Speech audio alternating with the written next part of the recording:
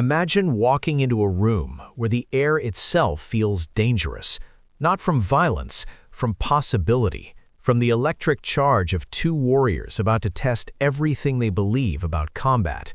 This isn't a story you've heard before. It's about the night a Japanese blade met empty hands and nobody walked away the same. Kyoto, 1968.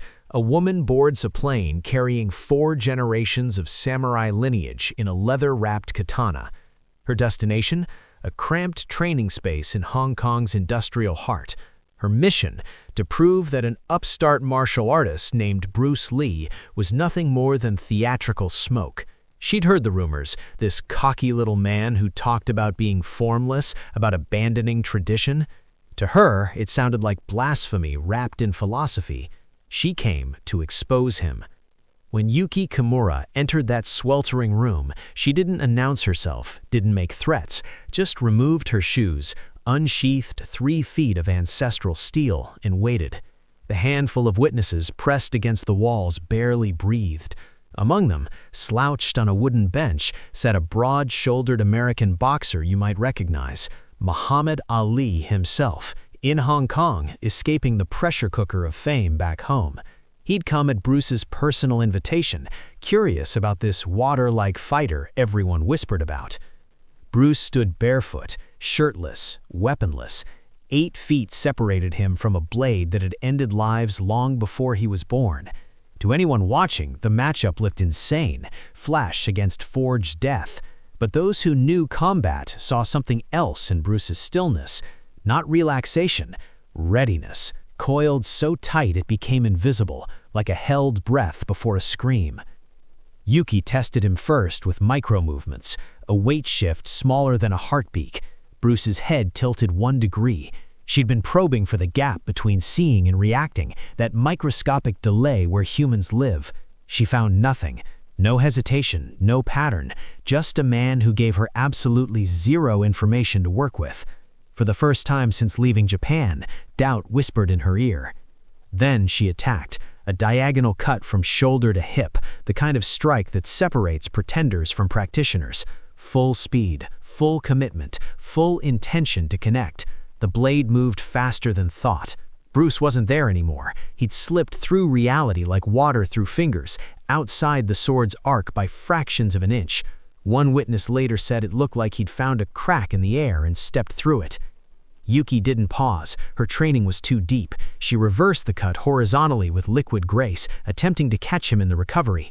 Bruce simply lowered his body, letting the blade pass overhead like a whisper. And in that same breath, before she could reset, he closed the distance. Suddenly, he was inside her range, too close for the katana's length to matter, too close for physics to be on her side.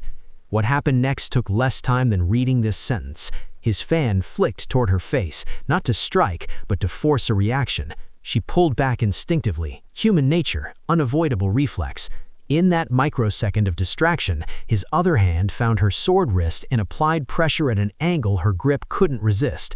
Her fingers opened, the katana fell. Bruce caught it before it touched the ground. The room exhaled in unison. Yuki stood frozen, staring at her empty hand like it belonged to someone else. 31 years of training, dozens of private challenge matches across Asia, she'd never, not once, been disarmed. This man had done it in under 4 seconds. Bruce stepped back, holding the blade downward in respect, not dominance. His face showed nothing, no pride, no mockery, just the calm of someone watching water flow downhill. Natural law in motion. In the corner, Ali leaned forward, forearms on his knees, eyes locked. He muttered something under his breath, low enough only his neighbor heard. Damn, he's faster than me. Not a joke, an honest measurement from a man who'd built a career on being untouchable. But Yuki wasn't finished. She lowered her head, not in defeat, but in acknowledgement, and asked for the sword back. Bruce handed it to her without hesitation. What came next wasn't a rematch, it was an education. She attacked again and again, each time faster, each time smarter, different angles, layered feints, compound strategies her grandfather had taught her. None of it worked. Bruce moved through her offense like he was reading tomorrow's newspaper. He didn't block, he redirected, didn't retreat, he angled, Every response was surgical, minimal, perfect, and every time he ended up inside her guard, in that suffocating space where her weapon became a burden. 3 minutes of this, 3 minutes of her best techniques dissolving against someone who apparently transcended technique itself. Finally, she stopped, lowered the sword. Her arms screamed from the constant adjustments, the interrupted momentum, the wasted energy. Bruce looked exactly as fresh as when they'd started. His breathing hadn't changed. She'd thrown everything at a wall that didn't notice her efforts. Her next question came quieter. "What are you?" Bruce's answer was simple, direct, and would echo in that room for decades. "I am someone who has learned to be water." She'd heard the metaphor before. Every martial artist had. Posters, scrolls, fortune cookies. But watching him become it, watching him reshape around her attacks, fill every gap, flow without resistance, she understood she'd never actually seen the philosophy made flesh until now. Then Yuki did something that shocked everyone. She reversed her sword, edged toward herself, extended the handle to Bruce, and dropped to one knee. In her tradition, this wasn't surrender. It was recognition of mastery so complete that her framework couldn't contain it.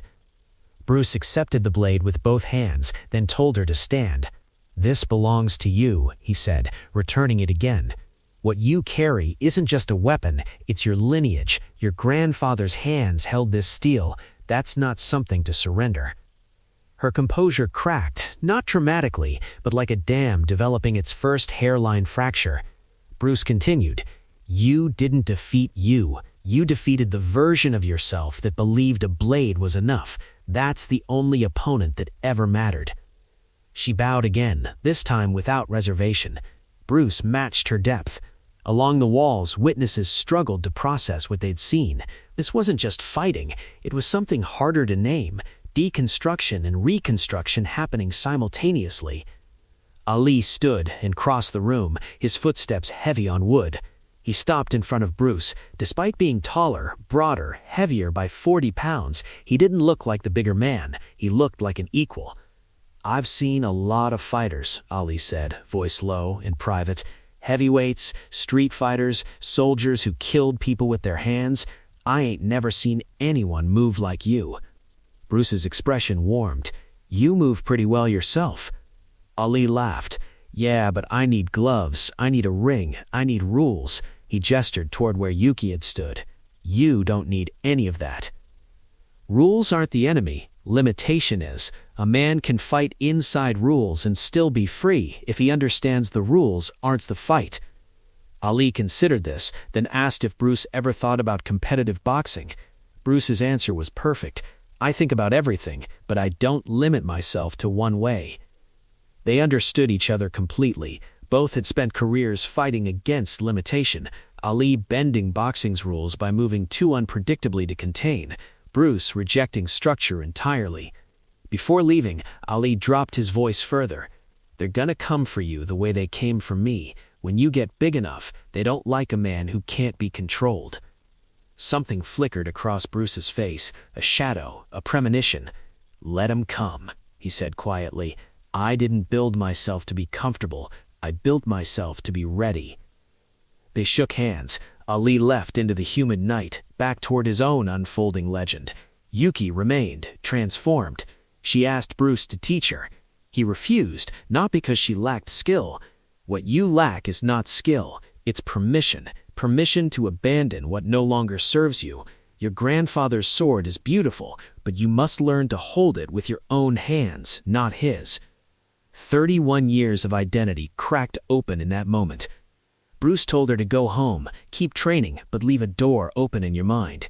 When something enters through that door, don't reject it because it's unfamiliar. Examine it, test it, keep what's useful, add what's uniquely your own. He smiled, the first genuine smile all evening. That's Jeet Kune Do, not a style, a process, not an answer, a question that never stops asking itself. Eventually the room emptied. The story would spread through martial arts circles, mutating with each retelling, focusing on spectacle while missing the transformation. Bruce sat alone, cross-legged, allowing himself to feel what he never showed others, the weight of building something the world wasn't ready to understand. He was 27, he'd been fighting since childhood, and sitting in that empty hall, he knew he was still at the beginning. Somewhere in the city, Ali was boarding a flight home. Somewhere else, Yuki stared at her grandfather's sword, questioning everything.